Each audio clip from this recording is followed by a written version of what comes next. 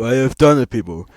I have done it! I have made the 2024 film ranking! Yeah! Now, if you people are wondering, but what about the 2020 film ranking? That's because I made it before. I'll show it to you. Here we go! Let's check it out.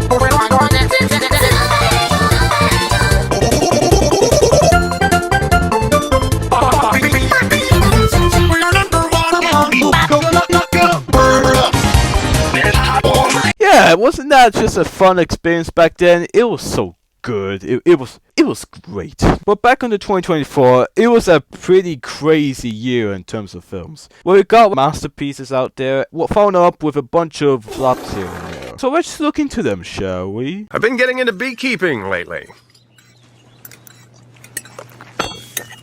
Is something wrong with that? The Beekeeper is simply this. What if Jason Statham was John Wick in a different movie? This would be it. And it's a bit similar to John Wick, but I feel like the kills in this film are a lot more brutal and a lot more creative. I mean, I don't really know what else happens in this film. It's been like almost a year since I've seen it. This was like the first film I've seen of 2024. And I do remember a bit of it, like the climax and how Jason Statham becomes like a killer from like the Beekeeper to an actual killer. But he does what's best, and yeah, that's really not much to say. But I still think it's a decent action film if you're looking into some good old killing spy. 6 out of 10. Don't worry about a thing. Bob Marley One Love is, I thought it was alright, but I don't really remember much from this film. That's even crazy to say, because I seen like the Beekeeper before this, and yeah, again, I don't really remember much. I do remember like some bits of it, like how Bob Marley's trying to performance and how rough it went from, like with the whole army and shit. I don't know, I don't really remember much. I do remember my uncle coming out loving this film when we were in the theater, so good for him. For me, I thought it was just alright, 6 out of 10. All the things I'm afraid of, I'm most afraid of the dark. Orion in the Dark is a good film. I actually kind of like it. I know that some people are going to be in the comments saying, but this is bad, But come on, just let me enjoy the films that I'm into, like for once. The animation has a very stylistic setting into it. It may seem weird, but I kind of like how it puts out. It gives you like a nice inside out vibe with the elements that bring into it, like with the dreams and the insomnia. The only thing that puts me off was like the third act, which got me very confused. And the story feels a lot more like a message that's dragged out for an hour. That doesn't really feel just like a plot. But besides those, this is actually still a good film, and it's one of the better ones of the modern DreamWorks nowadays. Maybe not as perfect as some as you might expect, but I think it's still worth it. 8 out of 10. Rising up, back on the street. The Tiger's Apprentice was such a missed opportunity. I can see this being like a nice type of action film that's set with the Chinese tone. This one I could honestly see working well. The problem is just that it wasted it with its characters and the plotline it has onto them. The only thing it has is the animation and the actions. The only thing I have a problem with the animations is that like the characters look like a distorted mix of the characters from Spider-Verse and Arcane. It just doesn't work for me. Overall, I just thought this was just mediocre. 5 out of 10. Messiah! I'm not the Messiah. Will you please listen? I am not the Messiah. Do you understand? Honestly! Dune Part 2 though, oh my god, this film is amazing. Like, the choreography is always good on its own with a good old side of effects and CGI. And even the action just goes so creative and hard with it. It brings up that big intensity where give off another vibe on what they're going to do next. And it's also crazy how your man Paul went from, I don't know, like some type of follower to even become like a dictator himself. It's just an insane character arc. Well, yeah, I know, there's gonna be like a part 3 coming soon. But I honestly feel like this sequel peaked on what Dune is all about, at least in terms of the films. I know the books exist, but I never really read them myself, because I'm always a watcher, not a reader. No, honestly, this film is just great. You should check it out. Maybe if you haven't seen like the first film, you should try that out first, and then try the second one. It's honestly worth it. 10 out of 10. I can see you standing up for what you believe. At the web, it's yeah, we all know this film was just shit. The only thing it has is that the effects are alright. They're not perfect, but I think there's like one thing with the visions, but everything else is just like dog shit. The actors sound like they didn't try. The camera shaking is just off-putting, and it's not even that engaging. The dialogue, it just feels like it was just written by someone 50-year-old boomer and thought it would be so funny. And this really is just like the downgrade of the Sony versus itself. So yeah, this is honestly a big downgrade for Sony standards. So just 2 out of 10. It's here! Here? Mm-hmm. It's been 13 years. Megamind is back, and you're welcome. I'm kind of a big deal. It looks awful. Keep the fun going with Megamind rules. Megamind vs. Doom Syndicate is... Well, I mean, what else is there to say about Megamind vs. Doom Syndicate? It's a film that exists for the wrong reasons. The animation had such a downgrade from top quality peakness that looked like it belonged to theaters to looking like a Miraculous Ladybug episode. It's just that bad. The characters don't really feel like how they are in the first film. I generally feel like they got like a huge downgrade, especially Megamind. He just acts so cowardly and such a dumbass! But besides all that though, this film, yeah, this is not worth your time. If you're like a huge fan of Megamind, you should not watch this one bit. Just 2 out of 10. I'm small. Fu Panda 4 is... Oh, this was hard for me to go in because I love the Kung Fu Panda franchise, especially the ones from 1 to 3. Well, yeah, the third was a bit weaker compared to the first 2 films, but I still think it was still good. It had the same tone and a bit of quality that it had from the first 2 films, and that's what made it so a solid ending to the film. But then the 4th came in, and it's not bad. I thought it was okay, but there are a lot of problems with it. Like, the pacing is way too fast. They go by the scenes so quickly. Like, they don't really give out much time to calm down and have a moment. And whenever it does do that, it just feels a bit rushed, and even if it is a bit sweet. But the comedian is... Yeah, we all know how the comedian is. She is a shitty Kung Fu Panda villain. And that says a lot for, like, the top 3 Kung Fu Panda films we have, because they are like the peak side of the films. They honestly what makes the films better. But the comedian, while she does have a good voice actress and did her job well, it just wasn't worth it. And although the cameos of the Kung Fu Panda films was such a downer. Like, yeah, it was nice to see him, and that Tai Lung got his own dialogue in the film, despite the fact he should have been like, the main character. But Lord Shen and Kai, they just don't do anything. They just get caged up in there and that's it. I mean, I don't know, if you wanted to see like a film that's all about the action and nothing else, then this would probably be for you. But if you're like a huge fan of the Kung Fu Panda franchise and expect great quality from this, then I recommend you to lower your expectations. For me, yeah, I could get behind this a bit. 6 out of 10. Ghostbusters Frozen Empire was quite mid. It was a very mid film. Now, I guess there was some bits in that I do enjoy, like when they show up like the ghosts, and the effects were actually pretty good. But I feel like with all the original Ghostbusters popping in, I feel like it's more made for nostalgia territories, and the plot itself isn't really that interesting because it's more like the daughter from Ghostbusters Afterlife, where she wants to be a big girl now and to be independent and do big things, and yeah, it's just one of those films. It's not interesting. I just think the film just better off to stay dead, along with some of the franchises like Toy Story, Shrek, and Ice Age, despite the fact they are going through a whole milking service right now. But I just hope that the same thing with those films just doesn't happen again with Ghostbusters. 5 out of 10. Baba Booey. Godzilla x Kong: The New Empire is a really good film. Now, I won't say it's perfect because the writing, it's a bit like the Super Mario Bros. Movie. It just doesn't really focus on the writing. It just wants to have fun with the action and the characters that are involved in it. Especially like with the kaiju scenes. And I feel like this is one of those unique types of films that it's less about like the dialogue. I mean, yeah, there's dialogue in it because of the humans, but there's a lot more body language for like the kaijus, and I feel like that's a really interesting thing to me. It reminds me a lot of Rise of the Planet of the Apes in the first half, of course. Yeah, I feel like this film, it's a very enjoyable watch. I wouldn't say perfect, but you get what you get from this film. 7 out of 10. And if you want to see me more of my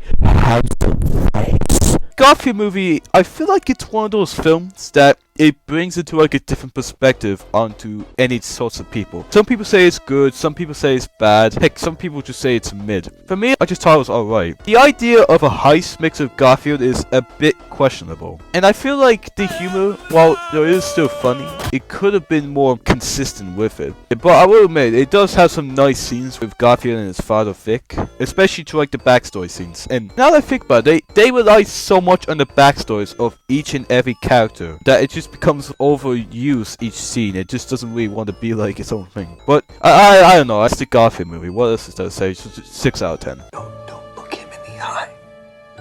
Which one? You know damn well which one. Say that again. I couldn't hear you over the sound of me shitting myself. If was a decent film, I honestly thought it could have been better if it took in like a Pixar route or it explores the other like darker themes about like, having like an imaginary friend and all that stuff. Shows like the upsides and the downsides to it. But it's still a charming and wholesome watch. If you just wanted to get away from like the whole rough life and all that stuff, I feel like this film could be suitable for that. And it does have some sweet scenes, so 7 out of 10.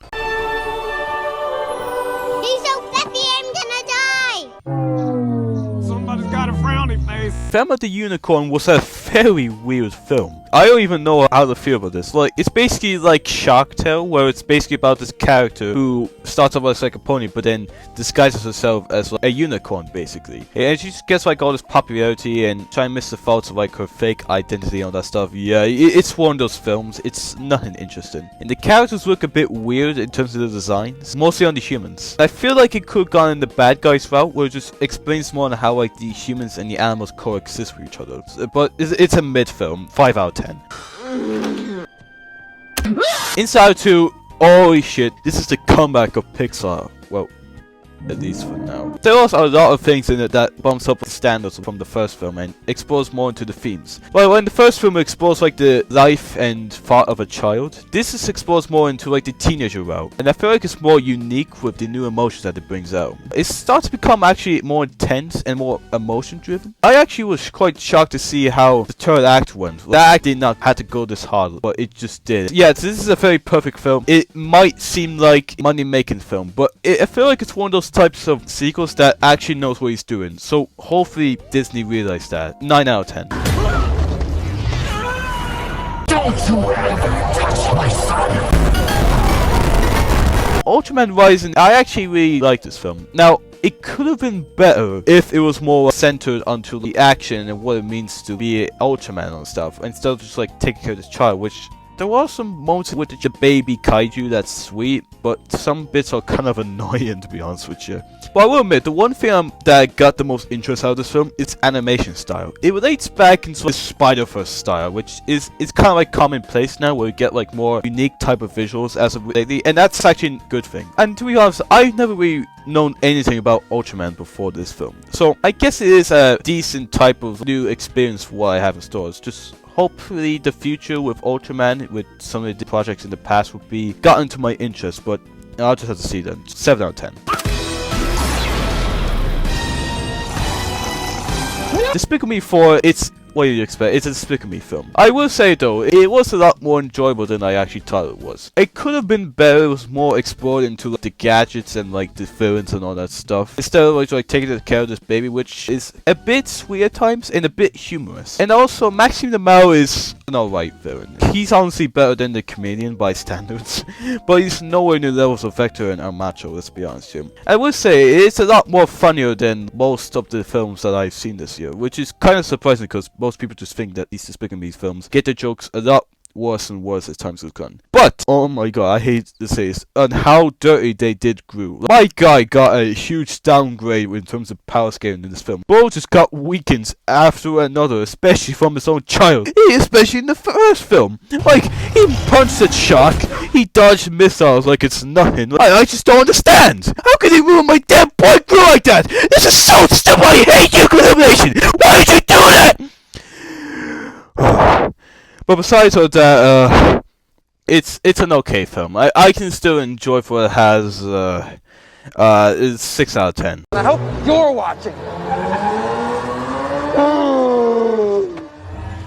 Quite unfortunate.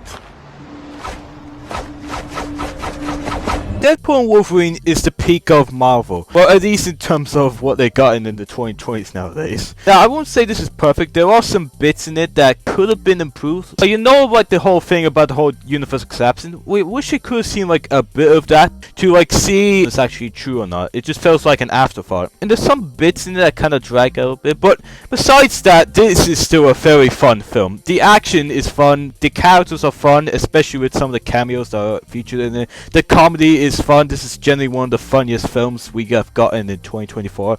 And probably one of the funniest in the MCU as a whole, which isn't really much of a surprise. And the CGI, while a bit noticeable at times, still looks far better than fucking Ant-Man 3. So if you are a huge fan of Deadpool or a huge fan of just Marvel in general, then this film is just worth it for you. It's not perfect, but I am still entertained for what I got. 8 out of 10. What?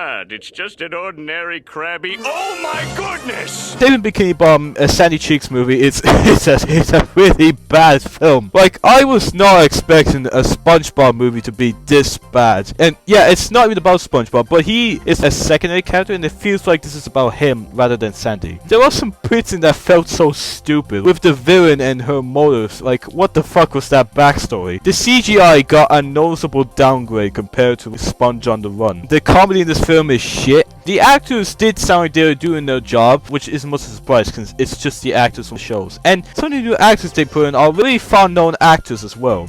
But besides all that, this is just it's not worth it. I would just recommend just skip this and just stick with the previous 3 films. 3 out of 10. Would you look at that? A ladder! Unfortunately, my design doesn't facilitate this type of... Borderlands is...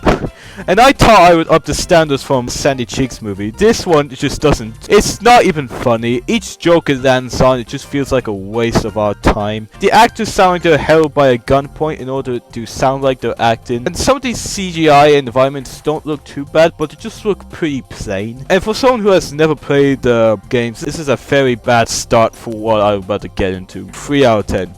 You want a wiener in your mouth? Beetlejuice Beetlejuice is a very fun sequel to the first film, and it's funny too because this took them like what, 30 something years to make a sequel. And yeah, there are some bits in that aren't as perfect as it was in the first film because of the whole mother and daughter relationship shenanigans going on. It's just your generic. We've seen it a couple of times now, and the villain could have been better. She's at least like a threat, but she doesn't have that much screen time to begin with. Besides all that, some unique types of comedy being put into it. Michael Keane is still as great as ever as Beetlejuice. CGI effects in this film are great. I still find it funny how they still add more of that stop motion feeling to some of the scenes, and that is a nice way to contrast from the first to the second. Well, overall, this is a very fun film. It's not better than the first, I can tell you that, but I would say it's at least close to it. 8 out of 10. I mean, bro's built like a 1x1 Lego piece. What even is a 1x1 Lego piece? Yep, you're banned. Piece by Piece is a solidly fun documentary about the life of Pharrell Williams, and I found it unique that he used the animation of Lego into that. That might sound off-putting for some people, but I feel like it makes sense because Pharrell Williams is known for having such creative ideas in his head, so I feel like the theme of Lego for his style honestly makes sense. There are some bits in it that I feel like they could have explored more, like the darker elements of Pharrell Williams, because I don't see we've seen enough of that, but there are still bits in that puts it a bit more passable compared to downers, such as how we got to explore more of the life of Pharrell's friends and his life stories, how he became a musician. If we're ranking in terms of the Lego films, this is in the middle of it all. It's not as good as the Lego Movie or the Lego Batman movie, but I would say it's definitely better than Lego Movie 2 and the Lego Ninjago movie. 8 out of 10. Hello. The Wild Robot is... Oh my god, The Wild Robot. The Wild Robot is such a perfect film. The animation is so gorgeous. The story is thought-provoking with emotions that just hit hard. Like, I almost teared myself in one of those scenes. That's how impactful this film is. This also has a huge stack of characters, and the ones that are the most focused on has a lot of depth into it. And what can I say? It's the peak of modern DreamWorks. I would put this up to the same rank as Puss in Boots: The Last Wish. It's one of the best films of 2024, and you should check it out for yourself. And how come you haven't seen this yet? Just do it. It's honestly worth it. 10 out of 10. Why so serious? Joker Folie Jokes is it's not a good film. Like, all of us know that this is not a very good film, but to me, I don't think it's as bad as compared to some other films. There are some bits in that I actually prefer. The Joker is still good in terms of acting performances as always, and while the musical numbers felt very pointless for a Joker sequel, they actually are a bit catchy to listen to, and they add a lot more fun to the, well, the keyword being fun at least. But those two just cannot top it down. The ending to this film is so stupid. Lady Gaga as Harley Quinn is boring as fuck, and the film just jumbles like with side plots that aren't even that interesting. Yeah, it's a jumbled up mess. I would prefer this over some films, but that's not really saying much. 4 out of 10. I'm sorry, are those Minors?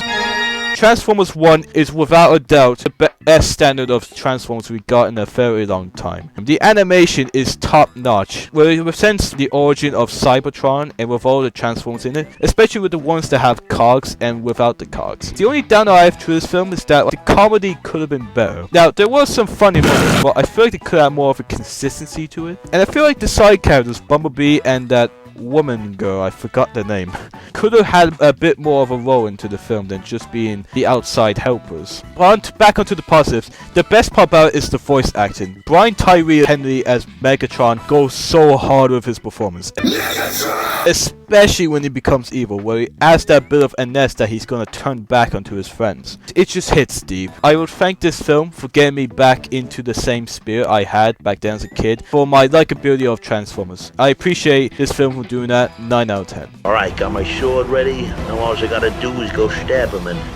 Wait a second, why is he holding the bow and arrow? Gladiator 2 is a pretty decent sequel. In terms of how it turns out to be as a sequel to like the first Gladiator, it kind of felt a bit pointless since I feel like the first Gladiator works better as a solo film where it doesn't need any sequels to help itself out. And there was some bits in the Gladiator 2 that I feel like they could have been improved on with some of the characters and how it worked with the plot lines. But I will say, this really does show that this is one of the most expensive films out there from the action scenes and the CGI. But I don't know, there isn't really much I remember from this film, mostly because I wasn't really paying attention that much. And it doesn't really feel like a Gladiator sequel, it just feels like a remake or something, because of how all entire film feels like the first film. But overall, I still think this was decent. I'll probably check more on this film in later news, just so I can get more of a clear thinking about this film. 7 out of 10. That Christmas is okay. Well, I know you people think I'm just talking about like the holidays, but no, I'm not. But this is an actual film that exists from the same studio that made Ron's Gone Wrong. Yeah, peakness, I tell ya. But about this film, I actually thought it was pretty sweet. There were some moments in it where I feel like they could have jumbled more with the plot lines. It's like 5 plot lines. And it just jumbles from one after another. It can become very confusing, and the animation is still good, despite the fact people be a bit off if this needs to be animated, since it doesn't really have any sort of artistic elements that can make it stand out. It's a locksmith film. They have yet to reach their potential with this and Ron's Gone Wrong. 6 out of 10. What does he seek? The Black One. Venom The Last Dance was okay. I actually thought this was a pretty solid conclusion to a Venom trilogy. There was some bits in it where I feel like they just jumped out of their heads. I feel like they present that in a more enjoyable way instead of just trying to make sense one way after another. And they do try to set up a villain that was at the opening with Noel, but knowing how the Sony franchise is doing with Marvel nowadays, it's not like we're going to see this character into the theater anytime soon. And the ending was pretty emotional. I got that shivering feeling throughout me bones. It was nice to see some new symbiotes in the films. It's a Sony film, but to be fair, it's a Venom film, and you expect it to be alright, but still come out with an alright feel in the end. 6 out of 10. Whoa, where you going? What are you doing? This is much worse than I thought. That is a red one. Wow. Red one. Red one is...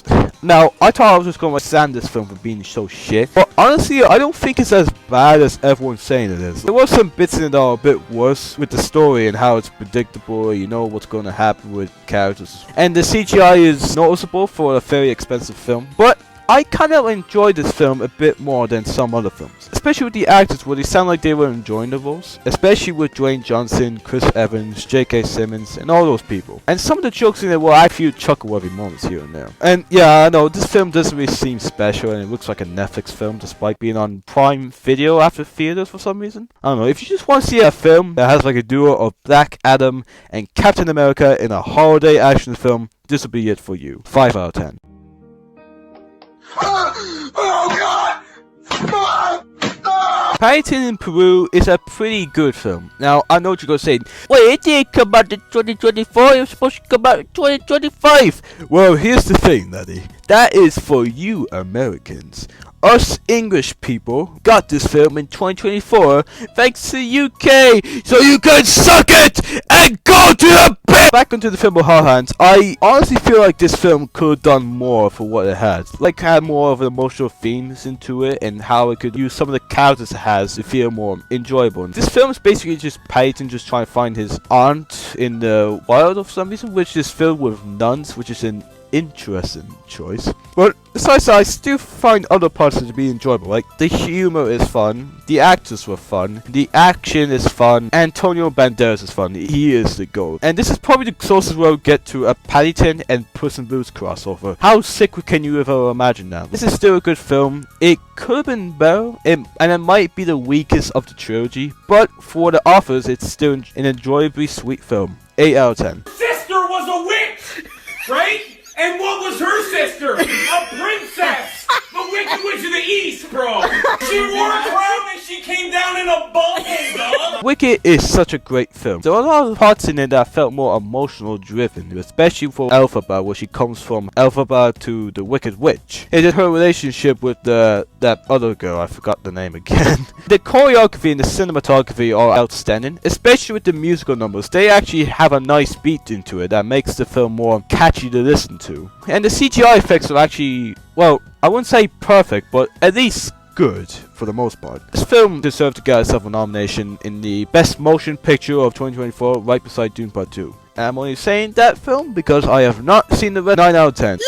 I can do animation again! Who wants a... Why is everyone running away? Spellbound is it's not a good film. It's a very obviously bad film. I guess there was some bits in it that were a tiny bit alright. Like, the action was decent, and the animation, while obviously taking the style of Disney, still looks good on its own. There are still some parts in that I feel like it drags out. Like, a horrible message where you should have like a good spirit and not be negative towards others. It's such a choppy and a biased message. It's so predictable. The film is never funny, and it can feel like it's AI generated at some moments. The songs are a bit of a mixture. There were some few songs in there that were a bit catchy to listen to, but the rest of them are just plain out forgettable and even bad at times. And it really does suck, because Skydance are trying to produce the films and would want to make a special company. It's starting to be held down because of one person, John Lasseter. This man's gone in there trying to reach back to the good old Disney way, and it's just starting to hurt the studio more than helping. So yeah, this is basically just a reason about John Lasseter's spiral into humanity itself.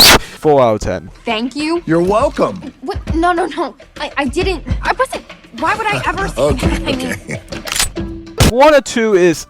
I thought this was quite a disappointment, and it says a lot because I really loved the first Moana film. It had such a nice vibe into it, especially with the actors, the action, and then interesting types of scenes that help elevate the characters. But in this film, it feels like a rushed product, and it doesn't help either that it ends on a cliffhanger, because I have no idea what Disney's gonna do with Moana 3. Back onto like the writing beforehand, it has such an episodic pace in that. Yeah, I know it was originally made for a TV series, but it just gives off a vibe that this project would suit better for a TV series than a sequel. The animation was still great. The actors still sound like they were having the time of their lives, even if some of the characters they play as could use a bit more work, especially with the side characters. And I will say that some of the songs in this film are actually kind of catchy. Yeah, there are some that I feel like just trying to copy the same ones from the first film, but there are some other ones out there that have a nice beat into it, despite not having the same tone as Lin-Manuel Miranda. And yeah, it's a mid film. It could have done better, and while I thought it was alright, it kind of saddens me that the quality of the Moana franchise went from the first pigness to the second midness. 6 out of 10.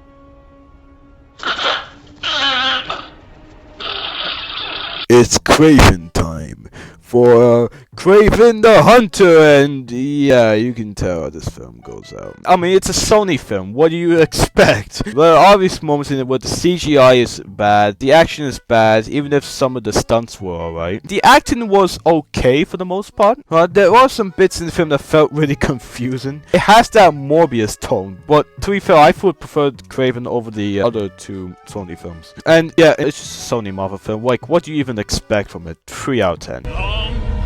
Live the king! Knuckle!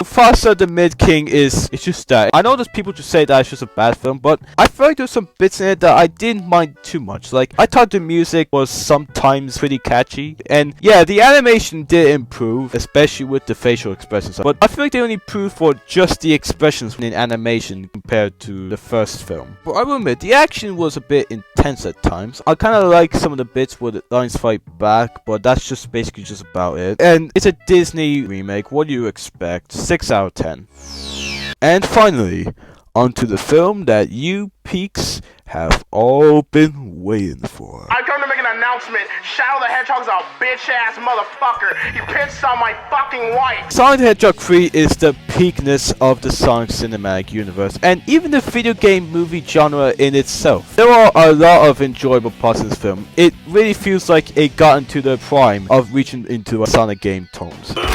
Especially with Shadow, where we show off more of his character flaws and stats for what he had with Maria and how he is today. The action is exciting to watch, especially throughout the third act. Jim Carrey is enjoyable as the two Eggmans themselves. And I wouldn't say this film is perfect though. There were some bits in it I feel like they could add more, like with Shadow Maria's backstory and giving Knuckles and Tails a bit more of a purpose into the film. But besides all that, it's Sonic the Hedgehog 3. We all loved it, the Sonic fans loves it, Paramount loves it, the non-fans of it, we kinda love what it offers. 9 out of 10.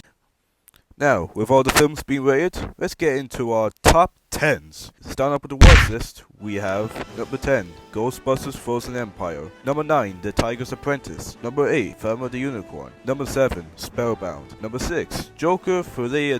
Number 5, Kraven the Hunter. Number 4, Borderlands. Number 3, Saving Bikini Bottom, the Sandy Cheeks movie. Number 2, Madam Web. And the number 1 worst film of 2024, Megamind vs. the Dune Syndicate. I mean, what do you expect from a cheap product like this? And now, move on to the best list. We have number 10, Beetlejuice Beetlejuice. Number 9, Paddington in Peru. Number 8, Piece by Piece. Number 7, Deadpool and Wolverine. Number 6, Transformers 1. Number 5, Inside Out 2. Number 4, Wicked. Number 3, Sonic the Hedgehog 3. Number 2, Dune Part 2. And the number 1 best film of 2024, The Wild Robot. It's crazy to see how DreamWorks has their own big W and big L of the year.